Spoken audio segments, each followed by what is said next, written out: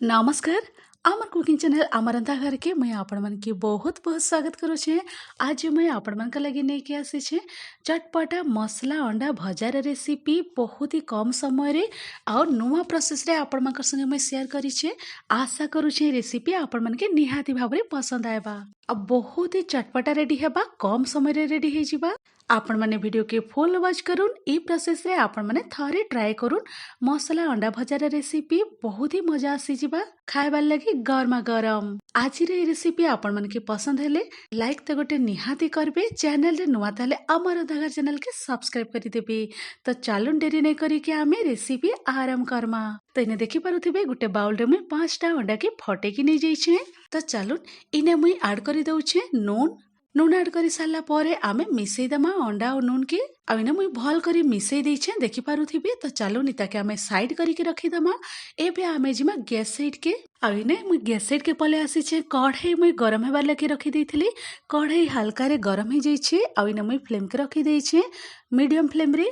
तो चालू गोटे छोट चामच इने आमे तेल ऐड करी दमा। इने मुई रिफाइन तेल नहीं जाइछे। तेल ऐड करी सारला परे आमे तेल के हल्का रे गरम हेबार लगी छाड़ी दमा। तेल गरम हो सारा परे आमे अंडार मिक्सचर के आमे ऐड करिदमा। तो इने देखि पारुथिबे अंडार मिक्सचर के ऐड करी सारला परे आमे एंता टिके टिके मिक्स करी दउथिमा। फ्लेम के इने रखी देइछे मीडियम हाई रे एंता मिक्स करी के आमे एंता खंड खंड करिदमा। तो खाइबार लगी बहुत ही बढ़िया लगबा।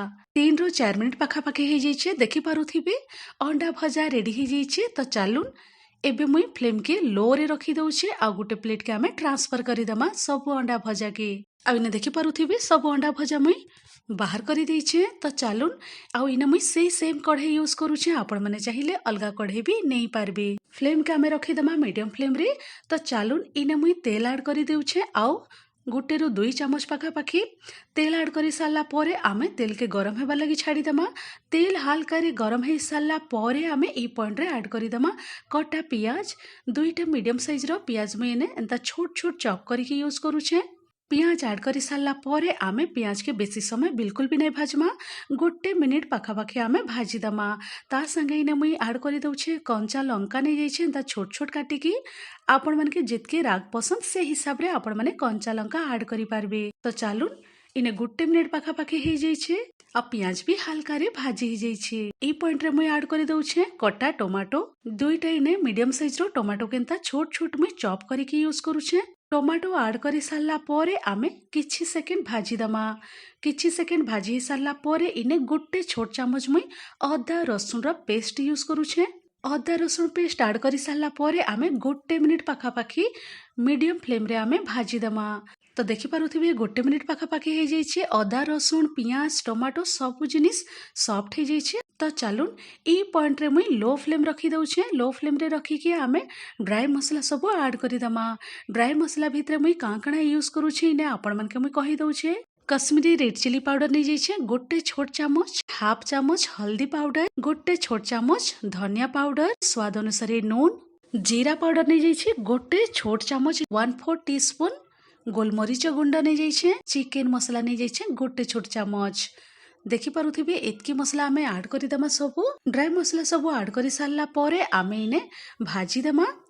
भाजी दे सारला परे किछि सेकेंड पान यूज करमा। आमे 4 ରୁ 5 ଚାମଚ पाखापाखी आमे पान यूज करमा। पान ऐड करी सारला परे आमे भल करी मिसई दमा। पान यूज करबार द्वारा भल करी मसला सब भी भाजी हे जिबा। तो इने देखि पारुथिबे आपण मन के मुई देखि दउछे आउ गोटे मिनिट पाखापाखी हे जाइछे आउ सब जिनिस सब मसला संगे भल करी मिसी की भाजी हे जाइछे। ई पॉइंट रे आपण माने ऐड करि पारबे कसूरी मेथी जदि अवेलेबल अछि ताहेले बहुत ही बढ़िया लगबा। तो चालू इने मुई हाफ कप पान ऐड करी दउछे। पान ऐड करी सारला परे आमे 2 मिनिट पाखापाखी कुक हेबार लगी छाड़ी दमा। आ इने देखि पारुथिबे 2 मिनिट पाखापाखी हे जाइछे भल करी बॉयल आसी जाइछे। तो चालू ई पॉइंट रे मुई ऐड करी दउछे अंडा भजा सब आमे रेडी करी के रखिथिलु से अंडा भजा इने ऐड करी दउछे। अंडा भजा सब ऐड करी सारला परे आमे फ्लेम के मीडियम फ्लेम रे रखी दमा आउ भल करी आमे मिसई दमा मिसई दी सारा परे कुक हेबार लगी छाड़ी दमा 3 रु 4 मिनिट पाखापाखी आउ इने मुई आपण मन के कवर खोली के देखि दउछे 3 रु 4 मिनिट पाखापाखी हो जाइए आ बहुत ही भल भाबरे अंडा भजा रेडी हो जाइए देखिके आपण माने जानि पारुथिबे।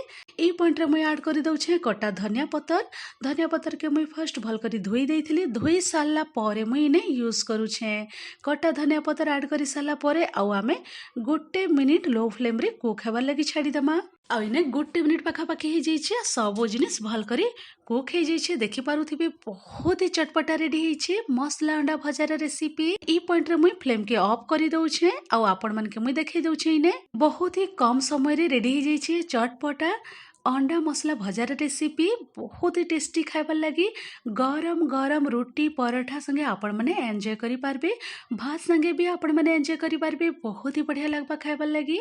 आज ये चटपटा रेसिपी आपण मन के पसंद होइथिले लाइक गोटे निहाती करबे चैनल रे नुआ थाले आमर अंधाघर चैनल के सब्सक्राइब करबा लगी बिल्कुल भी नहीं भूलबे।